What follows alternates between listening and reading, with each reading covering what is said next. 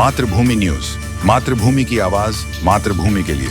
જૂનાગઢ જિલ્લાના કેશોદના માણેકવાડા ગામમાંથી 13.34 કરોડના સોનાની ચોરીના ગુનામાં 3 ઇસમોની ધરપકડ કરવામાં આવી છે. સોનાના દાગીના એક્સપોર્ટ કરતી રાજકોટ સ્થિત કંપનીમાં સેલ્સમેન તરીકે નોકરી કરતા જિગ્નેશ કચુડિયાએ મુંબઈથી 13 કિલોથી વધુ સોનાની ચોરી કરીને કેશોદ ભાગી ગયો હતો. મહારાષ્ટ્રના MHB કોલોની પોલીસ સ્ટેશન ખાતે નોંધાયેલ ગુનાની પૃષ્ઠભૂમિએ જ્યારે તપાસ હાથ ધરવામાં આવી ત્યારે કેશોદ પોલીસ અને LCB જૂનાગઢની ટીમે મળીને આરોપી જિગ્નેશ તથા તેના સાથી યશ ઓડેદરા અને પિતા નાથાભાઈ કુછડિયાને ઝડપી પાડ્યા હતા. પોલીસે 13 કિલો 455 ગ્રામ સોનાની 100% મુદ્દામાલ રિકવર કરીને મહારાષ્ટ્ર પોલીસને સોંપી આપી છે. આ કેસમાં પોલીસના સૂત્રોના જણાવ્યા અનુસાર એક્સપોર્ટ કંપનીઓમાં મળતી વિદેશ યાત્રાની લાલચમાં અનેક યુવાનો આ લાઇનમાં પ્રવેશી રહ્યા છે અને 2 નંબરના ધંધામાં સામેલ થઈ ચૂક્યા છે. અગાઉ પણ આવો જ બનાવ થયો હતો, પરંતુ આ પ્રથમ વખત છે કે ગુનો નોંધાયો અને સંપૂર્ણ મુદ્દામાલ કબજે કરવામાં આવ્યો છે. ગઈ તારીખ 20/6/2025ના રાજકોટના એક ડાયમંડના વેપારી છે, જેઓનું નામ અજયભાઈ સુરેશભાઈ ધાગડા, રહે જામનગર રોડ રાજકોટવાળા, કે જેઓનું પોતાનું રાજકોટ ખાતે JB જ્વેલર્સનું મોટો શોરૂમ છે અને તેઓના કર્મચારી છે જિગ્નેશભાઈ નાથાભાઈ કુછડિયા, કે તેઓ JB export gold and diamond જ્વેલરીમાં નોકરી કરતા હતા. ગઈ તારીખ 20/6/2025ના રોજ તેઓ સોનું લઈ અને ત્યાં જે આમના શેઠ છે એમના ફ્લેટ ઉપર ગયા હતા બોરીવલી ખાતે. ત્યાંથી તેઓના સહકર્મચારીને ધોકો આપી અને અંદાજે જેઓનું સોનું હતું, જેઓ સેલ્સમેનની નોકરી કરતા હતા, અને અંદાજે કુલ 13 કિલો અને 455 ગ્રામ જેટલું સોનું મુંબઈથી લઈ અને નાસી ગયેલા.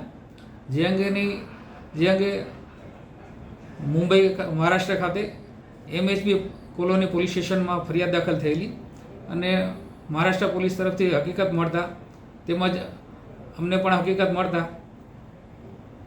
જૂનાગઢ જિલ્લા પોલીસ, કેશોદ પોલીસ તેમજ મહારાષ્ટ્રની MHB કોલોની પોલીસ સ્ટેશનના અધિકારી તેમજ કર્મચારીઓ તેમજ કેશોદ પોલીસનો સ્ટાફને હકીકત મળતા તાત્કાલિક તેઓએ સર્વેલન્સ કર્યું અને સૌપ્રથમ યશજીભાઈ ઓડેદરા ને પાસેથી 1 કિલો શરૂઆતમાં સોનું કબજે કરેલું અને ત્યારબાદ મુખ્ય આરોપી કે જે નાથાભાઈ હરદાસભાઈ કુછડિયા, કે જેઓ પાસે બાકીનું સોનું હોવાની હકીકત મળેલી.